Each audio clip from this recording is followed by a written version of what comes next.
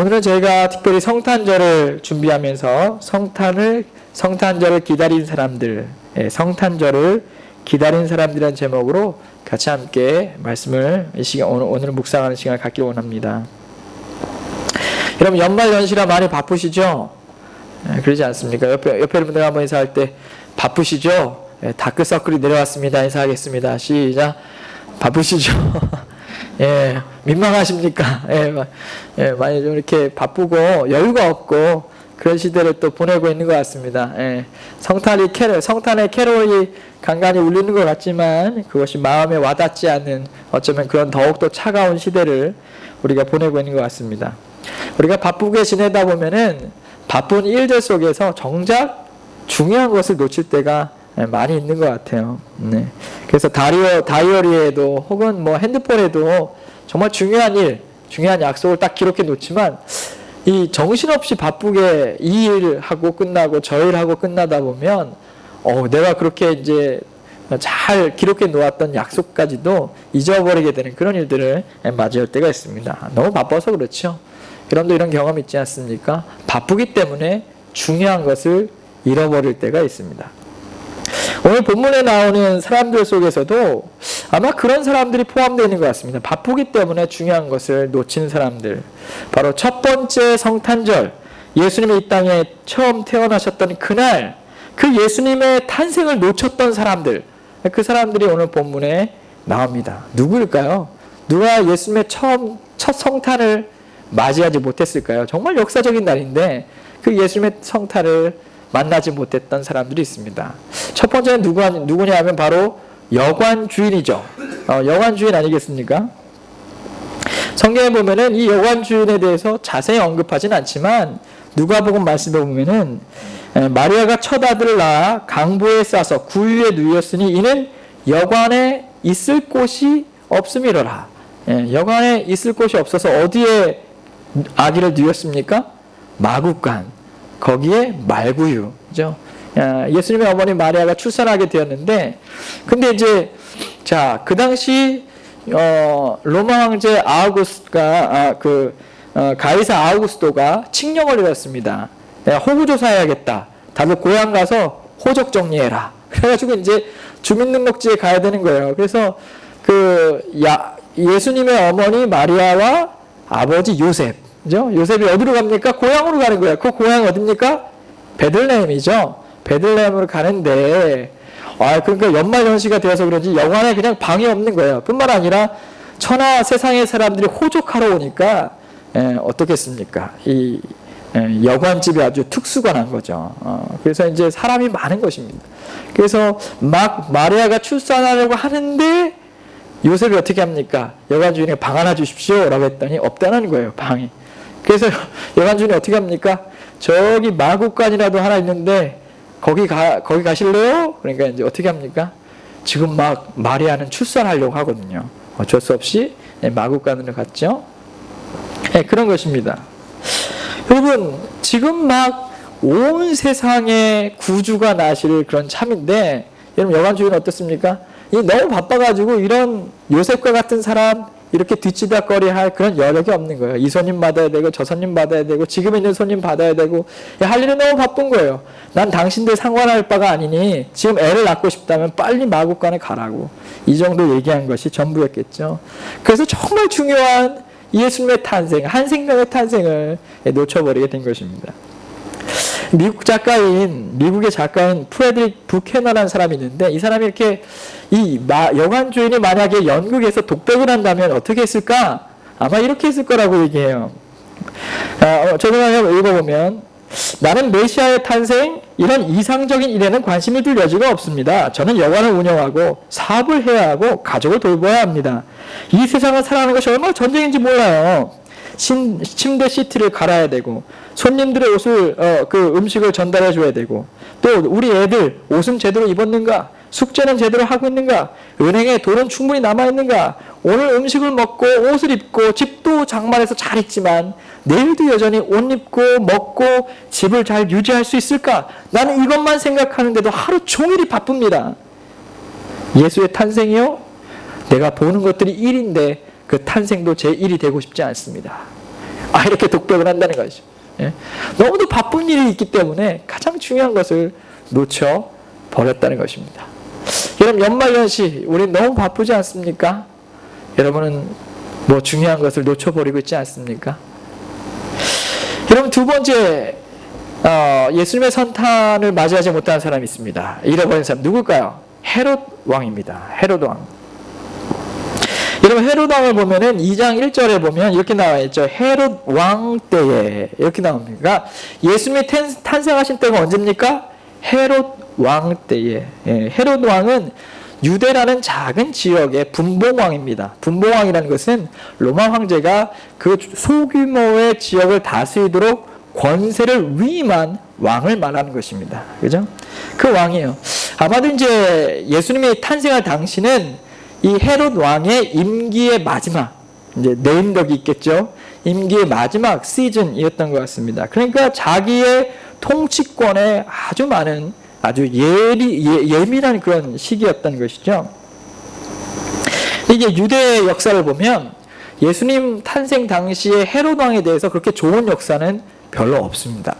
헤롯 왕은 아주 잔인한 사람이었다고 기록해요. 왜냐하면 자기의 왕권을 유지하기 위해 아내도 사형시켰습니다. 아내, 장모 사형시켰어요. 뿐만 아니라 아들 셋이 있었거든요. 그 금쪽 같은 아들 셋도 죽였습니다. 왜요? 자기 왕권 유지를 위해서. 그러니까 경쟁자들 다 물리쳐 버리겠다는 거죠. 그만큼 권력에 미쳐있던 사람이 바로 헤롯 왕이었던 거예요. 그런데 어느 날 갑자기 이 헤롯 왕한테 이런 소식이 전달됩니다. 뭐냐면 박사들이 와가지고, 동방으로부터 박사들이 와가지고 뜻밖의 소식을 듣는 거예요. 뭐냐면 장차 유대인의 왕 메시아로 나실 이가 탄생할 것이라는 것을 안다. 그분이 어디서 탄생할 것입니까? 라고 묻는 거예요. 여러분, 헤롯 왕은 깜짝 놀랐습니다. 왕이 또 있다고? 그러지 않겠어요? 그동안 자기가 왕권을 유지하기 위해서 자기 주변의 사람들 다 죽였습니다. 그러고 나서 어떻게 해요? 자기 어떤 왕자가 태어나지도 않았는데 어디서 왕이 태어났다고? 그런 거예요. 얼마나 긴장했겠어요. 여러분, 헤롯 왕은 이스라엘의 메시아가 올 것이라는 것을 알았을까요? 몰랐을까요? 그 예언을 알고 있었을까요? 몰랐을까요? 알았을 것입니다. 왜 그럴까요? 이 헤롯은 어머님이 유대 사람이었고 이스라엘 사람이었고, 아버지가 아람 사람이었습니다. 그러니까 이 유대인 어머니를 통해서 이스라엘의 전통들을 알고 있었겠죠. 그리고 이스라엘의 메시아 사상, 그리스도가 올 것이다. 이거 알고 있지 않았겠습니까? 그런데 어느 날 메시아가 진정 탄생했다는 소식이 딱 들려지니까 어떻게 했어요? 자기의 왕권에 대한 위기감을 갖게 되었던 것입니다. 그래서 어떻게 말합니까? 박사들을 부르죠. 서기관들을 부릅니다. 이 서기관들을 불러가지고 도대체 메시아가 어디서 탄생하느냐? 라고 물었을 때 이 서기관들이 어떻게 말합니까? 유대 땅 베들레헴입니다. 라고 말씀하죠. 베들레헴입니다. 그래서 이제 박사들에게 베들레헴에 메시아가 탄생했으니 당신들이 가서 경배하십시오. 그리고 나에게도 알려주면 나도 가서 경배하겠습니다. 이렇게 이제 헤롯이 말하죠. 근데 헤롯의 진짜 마음의 저희는 뭡니까? 예수님을 경배하려는 것입니까? 그게 아니죠. 메시아를 죽이려는 것입니다. 죽이려는 거예요. 여러분, 그도 메시아 사상을 알고 있었지만, 그리고 이스라엘 백성들에게 메시아가 정말 필요하고 그 나라의 구세주라는 것을 알고 있었지만, 그러나 자기 권력의 방해물과 걸림돌이 되는 메시아는 그에게 필요하지 않았습니다. 그래서 어떻게 했어요? 메시아가 어디 있는지를 알면 죽이려고 했다는 것입니다. 죽이려 했어요. 그래서 헤롯은 예수님의 성탄의 자리에 있지 못했습니다. 왜요? 자기의 기득권을 빼앗길까 봐 두려웠기 때문입니다. 여러분은 어떻습니까? 우리가 뭔가 중요한 것을 내 삶의 가장 중요한 것보다, 여러분, 예수님이 여러분 가운데 가장 중요한 분이십니까? 우리가 헤롯을 통해서 우리가 교훈받는 것은 무엇입니까? 또 예수님의 탄생에 함께하지 못한 사람들, 여관 주인 바빠서 못했고요. 헤롯 대왕 자기 기득권을 잃어버릴까 못했고요. 마지막 세 번째는 종교 지도자들입니다. 그럼 예수님의 성탄을 놓친 사람 중에 서기관, 이 종교 지도자들이 있었어요.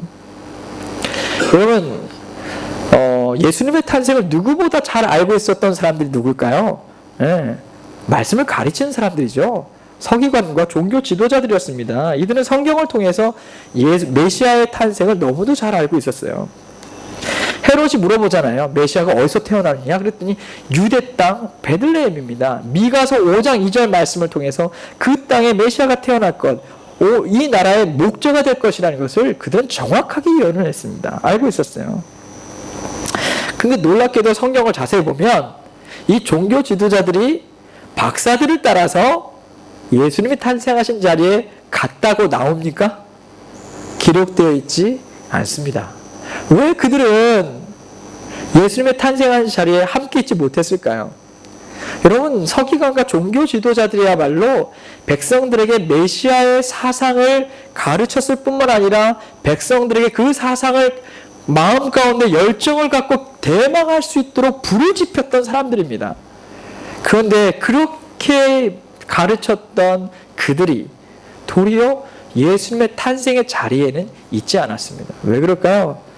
물론 헤롯 대왕이 무서워서 그랬을 수도 있겠죠. 만약 갔으면 죽었을지도 모르니까. 그죠? 그러나 여러분, 제가 자세히 보면은 결과적으로 그들은 예수님에 대한, 메시아에 대한 지식은 많았을지는 모르지만 실제로 메시아의 탄생의 장소에는 가지 않았습니다. 다른 말로 한다면 그들은 메시아에 대한 지식은 있어도 그 실체를 만나려고 하는 어떤 노력도 기울이지 않았다는 것입니다. 그러니까 그들은 메시아에 대한 지식을 가지고 있을지 모르지만 메시아에 대한 진정한 갈망은 상실했다는 거예요. 이런 사람들을 뭐라고 말합니까? 죽은 종교인들이에요. 자기가 갖고 있는 진리에 대해서 가르칠 수 있지만 진리에 대한 확신은 없어요. 여러분, 그렇지 않습니까? 그런 갈망이 없어요. 그런 삶이 없어요. 그들이 바로 종교 지도자들이었습니다. 그들은 성탄의 자리에 있지 못했어요. 혹시 여러분과 저의 모습은 이 종교 지도자들과 비슷한 모습을 갖고 있지는 않습니까? 우리가 오늘 마태복음의 세 부류의 이 사람들을 봤죠. 여관주인, 헤롯 대왕, 그리고 종교 지도자들. 어쩌면 이들이야말로 여러분 메시아의 탄생에 가장 근접하고 가장 가까이 있었던 사람입니다. 그렇죠? 여러분, 마리아가 출산할 때 가장 가까이 있었던 사람이 여관주인이었고요. 그리고 마음만 먹으면 메시아의 탄생의 자리에 갈 수 있었던 것이 헤롯과 그리고 종교 지도자들이었습니다. 가장 가까웠고 가장 처음 들었던 사람들이에요. 그런데도 그는 성탄의 자리에 나아가지 못했습니다. 여관주인은 바쁘다고, 내가 너무 바빠서 메시아의 탄생은 나에게 어떤 의미도 줄 수 없다. 헤롯 대왕은 자신의 기득권과 이익을 빼앗기기가 싫어서, 그러니 메시아의 이 땅에 오심은 도리어 자신에게 방해받게 되지 않는 것이죠. 여러분, 종교 지도자들 메시아에 대한 지식은 가지고 있었지만 메시아에 대한 갈망은 잃어버렸어요. 그들은 헤롯의 질문에 답을 주는 것으로 만족했지 그 답이 되시는 메시아를 만나고 싶어 하지는 않았습니다. 여러분 어떻습니까? 이 세 부류의 사람 중에 혹시 여러분의 모습은 끼어있지는 않습니까? 저는 오늘 이 말씀을 묵상하면서 이 말씀이 저에게도 참 쉽게 다가오지는 않았습니다. 참 어려웠어요. 나는 어떨까? 여러분, 저는 어떨 것 같으세요? 이제 성탄주일이 다음 주일인데 저도 와, 예수님이 이 땅에 오셨다, 너무 예수님 감사합니다, 이런 마음, 가슴 벅찬 마음과 내가 믿고 있는 예수님을 의지하는 마음이 제 안에 있을까? 저도 바쁜 사람입니다. 저도 노는 것 같지만 바쁩니다, 여러분. 저도 나름대로의 목회 일정을 잡고 그 일정을 소화하다 보면 하루가 또 일주일이 금방금방 지나가요. 하루하루 해야 할 과업들을 하나하나 하다 보면 금방 일주일이 지나가더라고요. 어느덧 예수님을 생각할 겨를이 없어요. 왜요? 바쁘니까요. 내 하루하루의 과업을 해나가야 되니까. 저에게 기득권이 있을지는 모르겠지만 저에게 허락된 안락한 삶의 자리를 빼앗기는 것은 전 정말 싫어해요. 무언가를 더 헌신해야 하고 주님의 일에 헌신해야 한다고, 어떤 일들을 저에게 주님을 위해 드려야 한다고 한다면 내 시간과 물질을 드리는 일에 어쩌면 제 마음이 참 불편할 때도 있어요. 또 해야 돼, 또 들어야 돼. 저도 제 기득권을 포기하는 게 싫은 것 같아요. 저는 종교적인 지식을 가졌습니다. 여러분 앞에서 오늘 설교 마태복음 2장을 설교할 때 여러 권의 주석을 보고 여러 권의 책을 보면서 이 본문에 대한 여러 가지 지식을 쌓았어요. 쌓아갔고. 근데 정말 제가 여러분 앞에 이 설교문을 작성하면서 이 설교를 들을 때 우리 성도들이 이 말씀에 나오는 그리스도를 만났으면 좋겠다라는 갈망과 열정으로 그것이 목표가 되어서 설교를 작성하고 있는가? 어쩌면 차갑고 냉랭해진 제 마음과 제 중심을 바라보게 됩니다. 나에게 묻습니다. 나는 여관주인과 헤롯과 종교 지도자는 아닌가? 성탄을 기다리면서 저도 똑같다는 생각을 할 수밖에 없게 되는 거예요. 최근에 불교계에 해민 스님의 이야기가 큰 이슈가 됐습니다. 그분이 살고 있는 아파트가 공개됐죠. 그래서 논란이 이제 거기서부터 시작된 거예요. 남산 뷰가 보이는 아주 멋진 집이었고, 뿐만 아니라 이제 그분이 이제 명상 앱을 개발했는데 그 개발자들과 함께 팀 회의를 하면서 아주 좋은 이제 장비들, 기기들을 가지고 이제 회의를 하는 그런 모습들이 보여졌죠. 그래서 사람들이 그 모습을 보고 좀 의아해한 것입니다. 왜냐하면 그동안 그분은 멈추면 뭔가 보인다, 멈추면 보이는 것들, 혹은 내려놓으면 얻을 수 있다, 더 소중한 것들을, 이런 이야기들을 수없이 해왔습니다. 멈추고 내려놓고 없애고 비우고 라는 거예요. 그런데 이 TV 영상으로 보았던 그분의 삶은 그렇게 보이지 않았던 것입니다. 그래서 우리가 불교의 이 교훈 중에 한 가지가 공수의 공수거, 빈손으로 왔다가 빈손으로 간다 라는 것이죠. 그런데 이 해민 스님을 빗대서 이렇게 말하죠. 공술의 풀수거. 무슨 말입니까? 빈손으로 왔다가 풀, 영어의 풀 아시죠? 모든 것을 가득 채워서 간다. 그래서 이제 무소유가 풀소유가 되었다. 이렇게 이제 이야기를 하죠. 그래서 논란이 있었던 것입니다. 저는 그 기사를 참 여러 번 봤고 또 신문 기사로 많이 요새 등장하는 것을 알 수 있습니다. 그리고 그동안 스님들이라면 1년에 한 번씩 하는 것이 있습니다. 그게 바로 안거 수행이라는 것입니다. 뭐냐면 한 2개월 혹은 3개월 안거 들어가 앉아서 이제 참선과 명상을 하며 수행을 하는 것이고, 그것을 하는 것에 따라서 그 사람의 영성을 평가한다고 하죠. 근데 명성을 위해서 애플리케이션을 개발하면서도 자기 자신이 매년 있어야 하는 그 명상의 자리, 안거의 자리에 그는 가 있지 않았던 것입니다. 한 번도 안거 수행을 하지 않았다고 하죠. 여러분, 제가 이 말씀을 드리는 이유는 뭐냐면 불교의 종교인을 비방하려는 것이 아닙니다. 여러분, 이 이야기를 생각하면서 제 마음은 참 불편했습니다. 저는 그 기사를 여러 번 보고 곱씹으면서 도리어 제 마음이 너무 불편했습니다. 그렇다면 나는 그분과 다를 바가 있는가? 나도 성경의 진리에 대해 말하면서 나도 모든 성도들에게 예수 그리스도 그분이 살아계시고 그분을 의지하고 그분의 말씀대로 살아야 된다고 말하면서 나도 정말 진리이신 예수님을 믿고 실제로 인격적으로 날마다 그 예수님을 의지하고 기도하고 하나하나 바라보며 믿음으로 순종하고 살아가고 있는가? 진리에 대해서 말하면서 진리의 실체를 실제로 내가 경험하고 있는가 생각해 보았습니다. 참 부끄러운 말씀을 드려요. 그렇지 않은 것은 아닌가?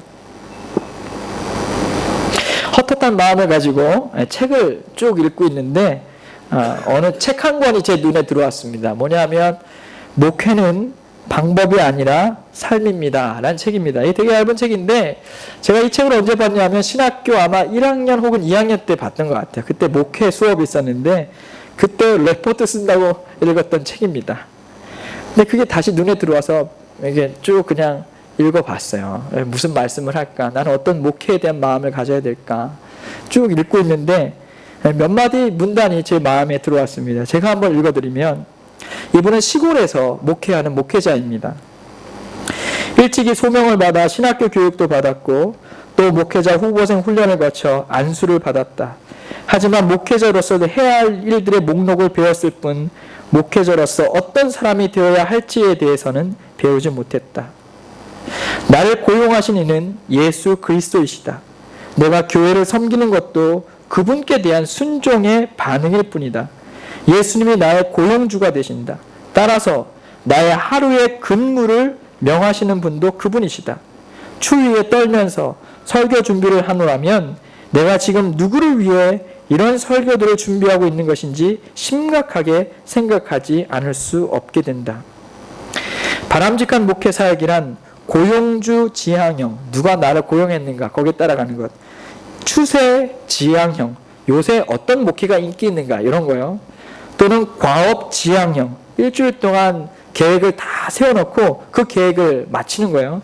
이런 것이 바른 목회일 리가 없다. 목회 사역은 예수 그리스도를 따르는 것이 되어야만 한다. 예수 그리스도께서 나로 하여금 이 사역을 감당하도록 부르셨으므로 그분을 따르는 것이야말로 그분의 부르심을 깨닫는데 필수적인 것이다.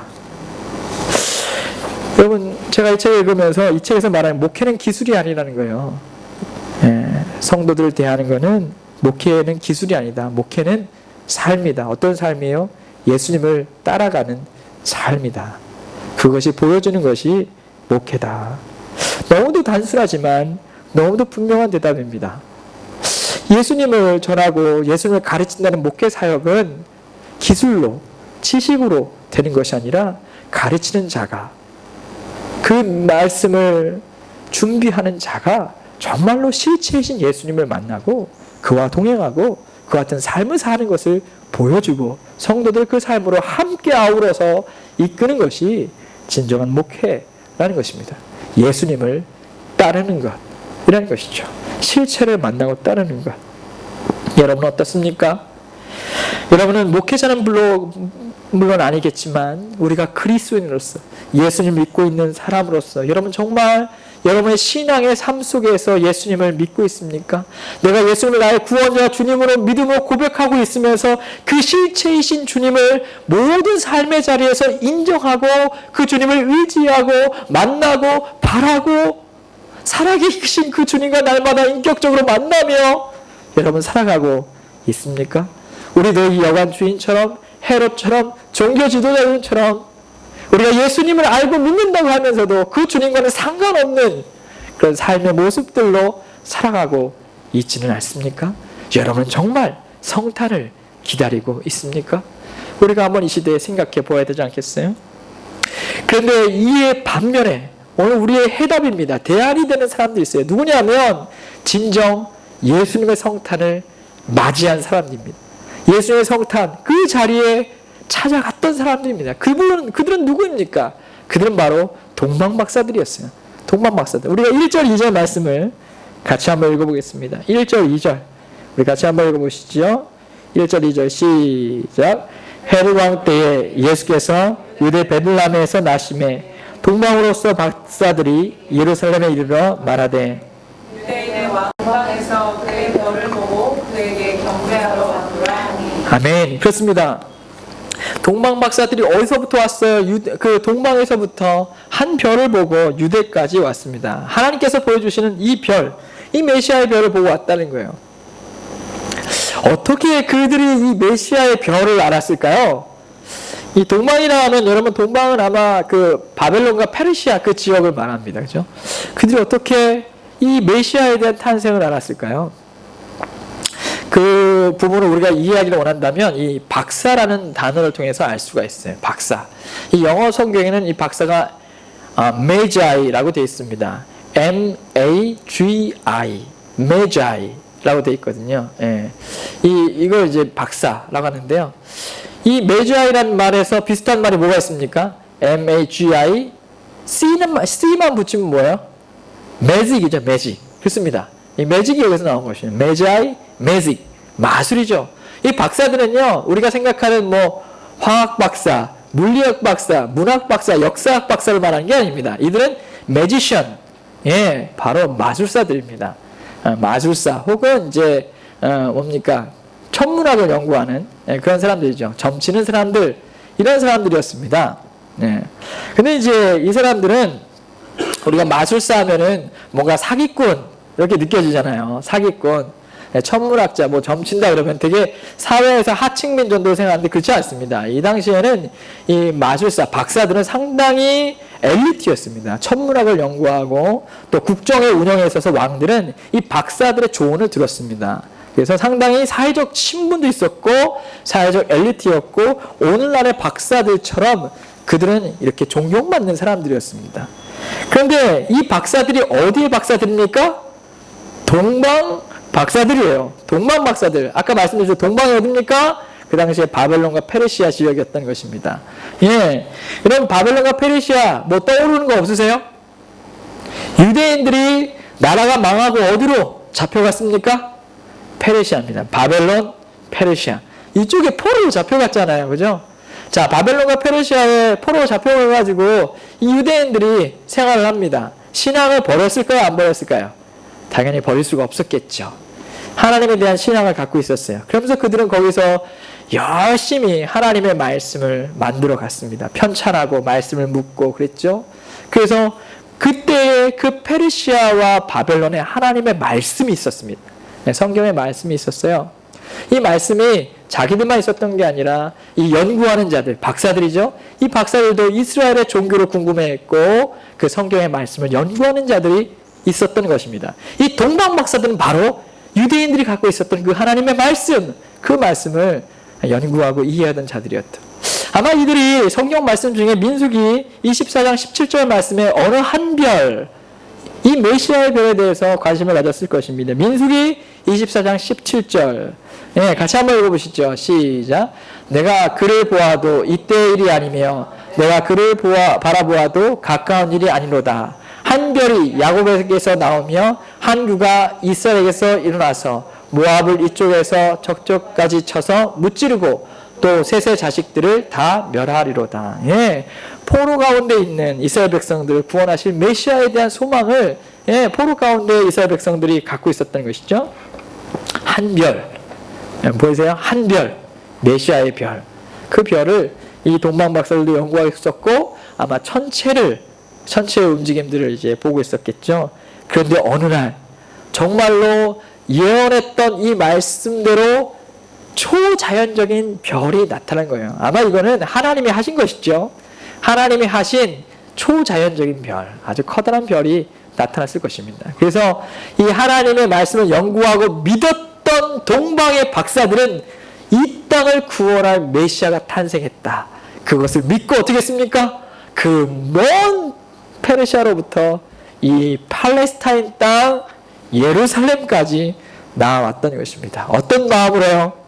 내가 믿고 바라봤던 이 말씀, 그 말씀대로 정말 실체이신 메시아가 왔는가? 그 메시아를 보기 위해서 그들이 왔다는 거예요. 뭘 믿고 왔습니까? 말씀을 믿고 왔어요. 메시아가 오실 것이다. 그럼 그지 않아요? 우리가 흔히 동방 박사들이요 예루살렘까지 올 때 뭘 보고 왔다 그래요? 하늘에 빛난 별을 보고 왔다 그러죠. 그러나 그것은 사실이 아닐 수도 있습니다.